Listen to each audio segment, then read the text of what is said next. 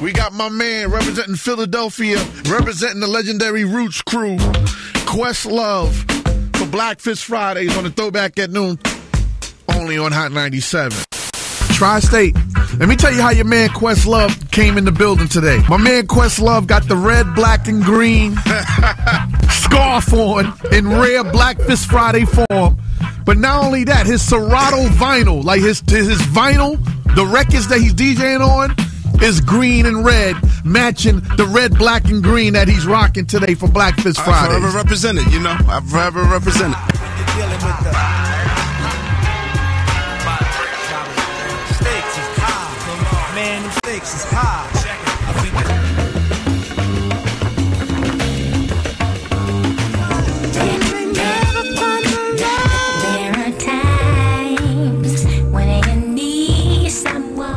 Honor to have you do your thing. Tell people about the tribute that you did today. I decided to make my first Blackfish Friday an honor to a man who was not just a producer. He's probably the most worshiped, respected producer that good producers know about. James J.D. J. Dilla Yancey. Definitely. A cat from Detroit. Q-Tip put him on back in like 1996. Mm-hmm. He was a living Picasso of hip hop. Like when we set up the show, I didn't know that that was the day of his passing, and like Quest said, you just realized at midnight the night before. I just realized it was only right. You know, everybody was like, "You gonna do Dilla, right?" And I was like, "No." I was ready to, you know, like I wanted to go last just to see what Primo, Q-Tip, and P-Rock was going. My notoriety in DJing is really based on the outlandish stuff I play. Right. Like, you know, I've done parties for Mick Jagger where I played Kermit the Frog songs. Like, the crazier the song I play, that's like the most notoriety I get. But I know that can't work everywhere. So here I was like, oh man, I was sweating bullets. Like, oh man, like. Well, you know, I did one show on the Throwback at Noon where I did like a whole hour of TV themes. So I did. So you know, it was what you did today was appropriate. It was the appropriate fitting thing that you did today. Now, I asked you on the air, and I'm gonna ask you again. Mm-hmm. You know, tell us what it is. Tell everybody out there what it's like working with Jay-Z. I know you just did the Carnegie Hall 2 benefit shows, but you've done all his big tours and stuff like that. It's incredible, man. I mean, this is a guy that he and I, when we first started working with each other, we were actually both shocked that we agreed to do it. Because, you know, I mean, because I'll say like back in post, you know, I guess most people would mark the Big and Tupac timeline as sort of the apartheid period of hip hop, like 97, 98. So there was really like a separation going on in the East Coast, and against the haves and the have-nots. And a mutual friend of ours, Dream Hampton, said, you know, you guys should work together, because she knew that Jay was going to do his Unplugged. Right.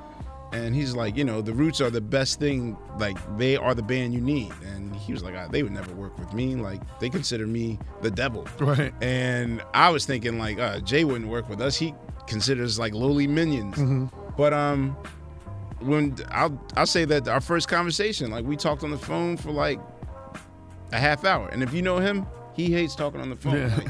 Like, you know, we just talked and vibed, and I've done about 10 or 11 things with him. It's just mutual respect. Sometimes we have arguments. Like, he wanted to end the show on Forever Young. Uh-huh. And I was like, yo, man, like. The Carnegie Hall show. Right.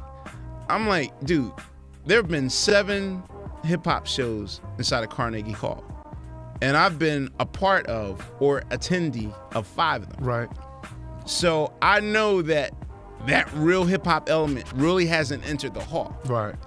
You know, and we already got the orchestra. I said, yo, man, I want you to enter to do 2 turntables and a microphone with Guru sprinting breaks. I want you to do Ain't No Nigga to the original 7 minutes of funk break. Not even to the instrumental, but do the actual break. And I said, here's the twist. You gonna do it in the nosebleed. And he was like, nah, man. I was like, yo, man, come on. He said, nah, man, Forever Young. I want the lighters in the air. I want the cell phones. I was like, nah, man. So then I know who to get to really get, you know, when I get a no. Right, so I went to Guru. I was like, yo, Guru, tell him what time. So we bashed him in the head, and we finally agreed to it. So it was crazy. He went to the nosebleeds. He went up, and they were shocked. You know, like, he connected you know, like the real sports fans and the real fans are always in the nosebleed. Right. You know, the rich people, you know, Chris Rock and all Right, down on right. the floor.